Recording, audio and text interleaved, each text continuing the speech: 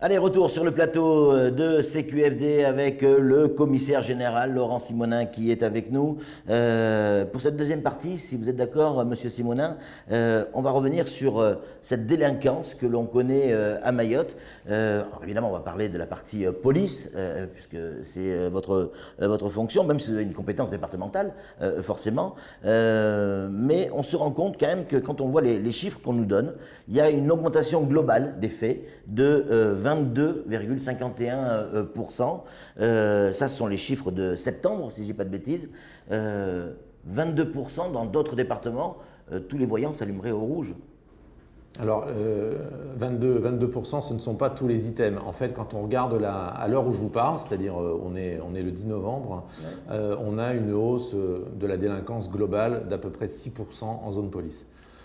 Depuis le début de... Ce n'est pas les chiffres que l'on a, hein. Je peux vous les montrer. Mais là, vous avez les chiffres du mois de septembre. La dernière communication de la préfecture. Oui, donc une augmentation globale de 24,39%. Oui, mais vous n'avez pas tous les items dessus. Ah, c'est possible. Voilà. Possible que... vous avez les cambriolages, vous avez un certain nombre de faits qui marquent, je dirais, particulièrement les victimes, mais vous n'avez pas toutes les affaires. Enfin, peu importe. On a sur certains items des hausses très importantes, notamment concernant toutes les affaires de violence aux personnes, où on est aux environs de 20% de hausse.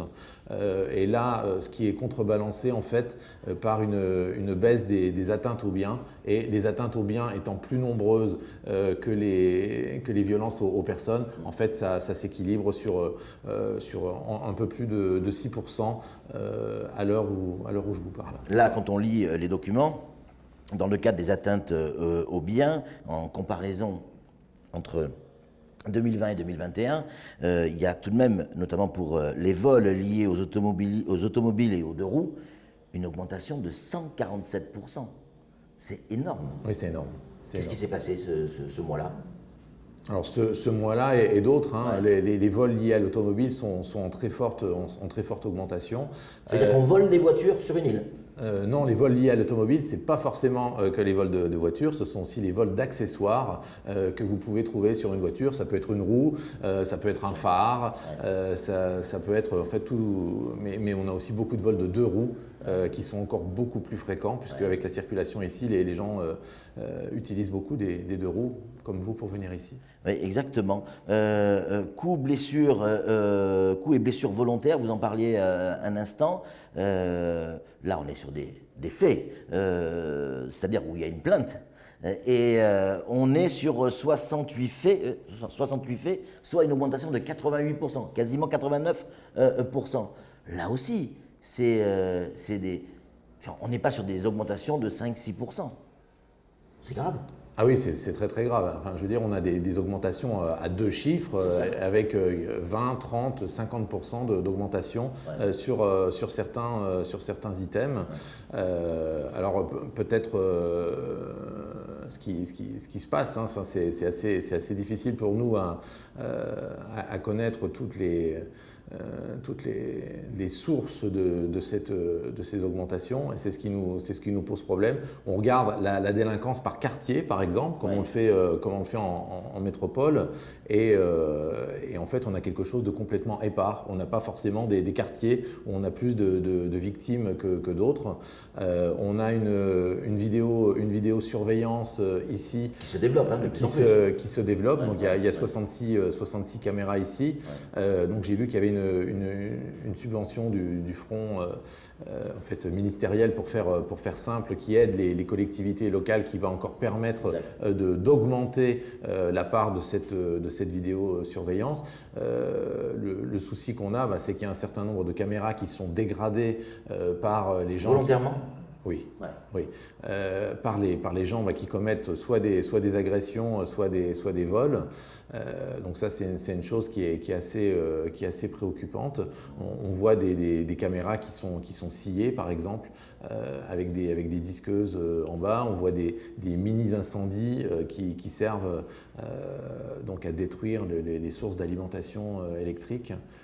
Donc pour nous, en termes d'élucidation, c'est vrai que c'est problématique. Donc vous êtes d'accord avec le constat général, celui de la presse et celui de la population, la situation elle est grave à Mayotte en termes de délinquance. Le sentiment d'insécurité n'est pas juste un sentiment, c'est une réalité. C'est ce que j'ai dit au Sénat. Mayotte, pour moi, est l'endroit où les gens ne peuvent pas vivre normalement, puisqu'on a une délinquance qui est très importante.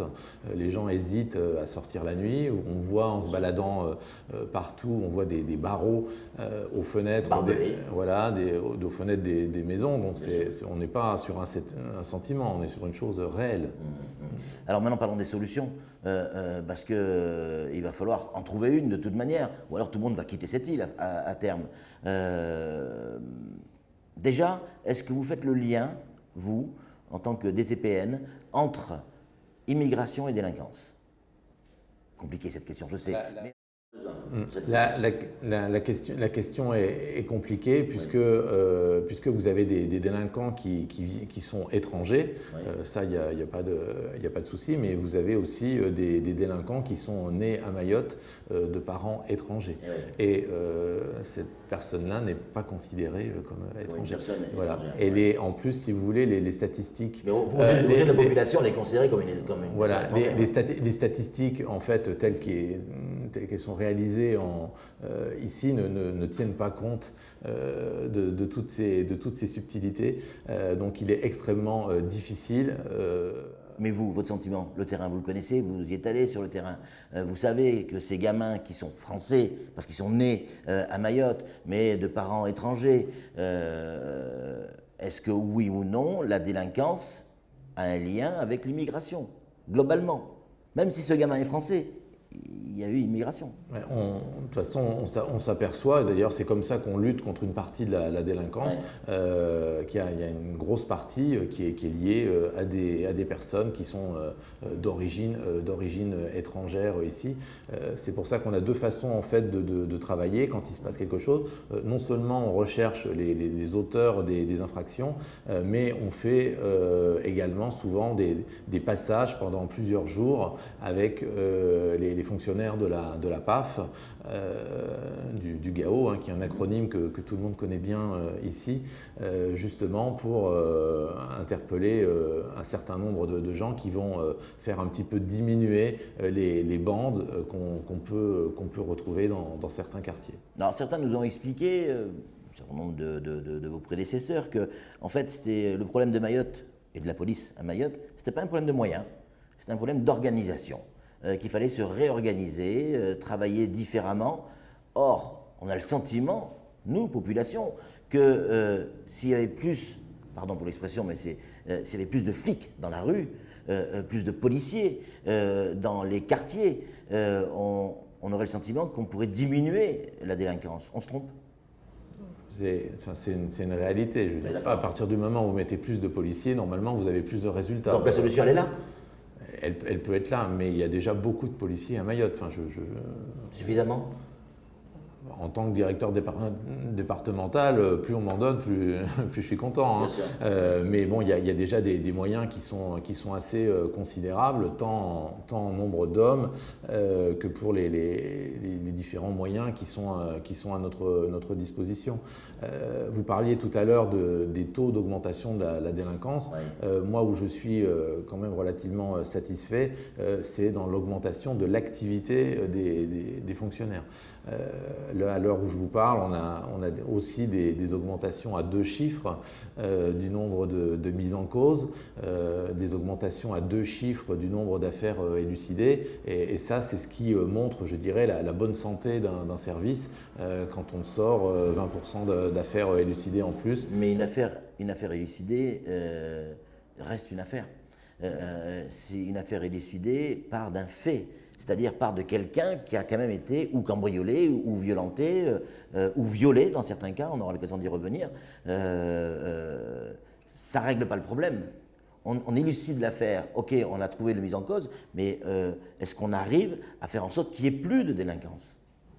C'est plus compliqué. C'est au niveau Parce que tout l'enjeu est là. Oui, au niveau de violence qu'on a ici, À mon avis, il faut déjà commencer par arrêter ceux qui ont commis. Alors on les a souvent sur un fait, mais il y a des chiffres un peu noirs qui disent qu'ils en ont peut-être commis deux ou trois autres avant. Mais en tout cas, on arrive à les accrocher sur un fait, et c'est quand même je pense une bonne chose, et pour la victime, puisqu'il faut encourager les personnes à venir déposer plainte ici. Elles seront d'autant plus encouragées que les affaires vont au bout.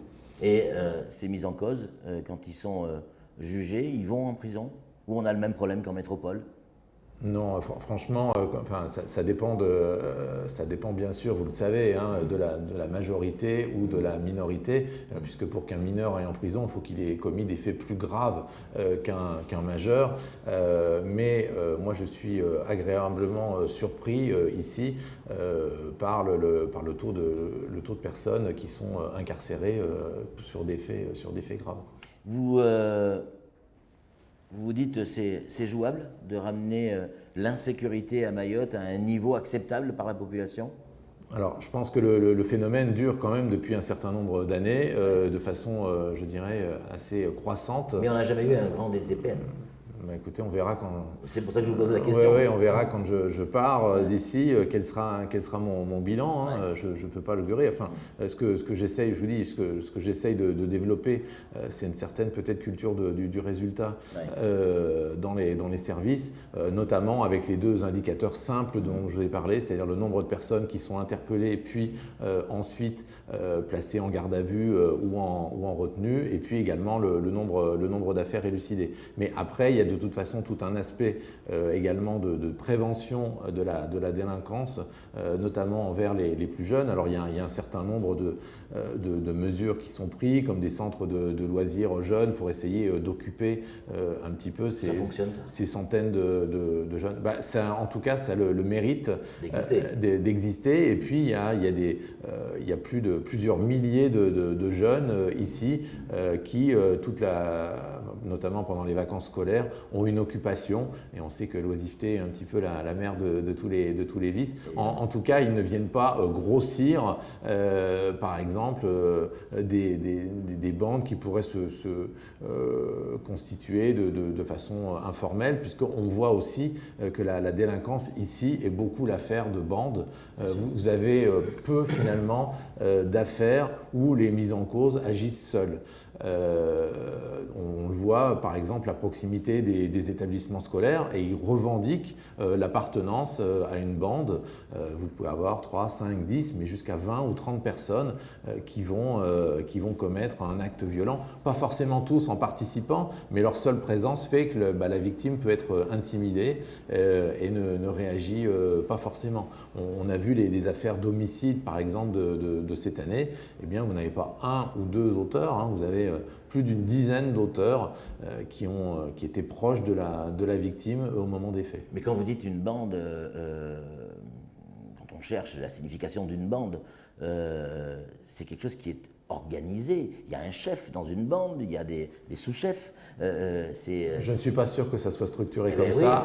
Donc c'est pas forcément des bandes. Une bande, c'est pas forcément quelque chose avec une organisation pyramidale extrêmement structurée. Contrairement à un gang. Exactement. Donc on n'est pas sur les gangs US ou latino-américains. On peut être sur des personnes qui s'assemblent pour l'occasion, de façon très ponctuelle pour l'occasion. Le ciment de la bande, ça peut être l'appartenance à un quartier, ça peut être également à une classe. Voilà, il y a un certain nombre de faits structurants comme ça. J'aimerais qu'on aborde également l'immigration, parce que l'immigration est sous la houlette du DDPN. Le préfet nous disait qu'on va arriver à la fin de l'année, grosso modo, à 25 000 reconduites, à quelque chose près. Oui, c'est à peu près ça, oui. C'est à peu près ça. Pareil, toujours pareil. Ok, on reconduit des personnes, on vide l'évier, mais on laisse le robinet ouvert. C'est le sentiment qu'on a. Ramener des gens, mais s'ils reviennent 2 semaines après en bateau, à quoi ça sert? Oui, enfin ça c'est un vaste débat. Oui, c'est le débat. Oui, c'est le débat, il n'y a que celui-là en fait. Mais on peut pas enfin c'est compliqué d'empêcher les gens de revenir avec une petite barque des Comores ici. C'est vrai qu'on intercepte de plus en plus de bateaux, puisque là on a Et pas que des Comores, il y en a qui viennent de Madagascar également. On a plus dans l'actualité, mais globalement c'est les Comores. Voilà, globalement c'est quand même les Comores, avec un petit peu Madagascar et puis un petit peu aussi de la région des Grands Lacs. Ce qui nous embête un petit peu en ce moment, c'est qu'on reconduit toujours des Comoriens, mais avec la période Covid, eh bien, on a des difficultés à faire des avions pour Madagascar et puis pour tous les gens qui viennent. Donc on se retrouve avec un CRA saturé, obligé de monter des LRA souvent. Exactement. On a eu des journées dernièrement là avec 250 personnes à l'intérieur du centre de rétention et pourtant, comme vous le dites, on a fait malgré les tests PCR, qui est une opération qui nous ralentit un petit peu dans cette phase de reconduite frontière, puisqu'il faut attendre le résultat des tests. Ça prend 24 heures. Donc c'est vrai qu'en début d'année, on était parti pour reconduire plus de 25 000 personnes, mais les lenteurs qui se sont créées justement avec ces tests ne nous ont pas permis. Ça veut dire quoi, monsieur le directeur? Qu'on est condamné à se contenter de renvoyer les gens chez eux? La 5e puissance mondiale n'est pas capable de protéger 374 km² ou protéger ses frontières de 374 km²? Je pense que c'est un petit peu plus compliqué que ça. On voit d'ailleurs toutes les barques en fait qui arrivent d'Anjouan avec certains points de regroupement en dehors des eaux territoriales.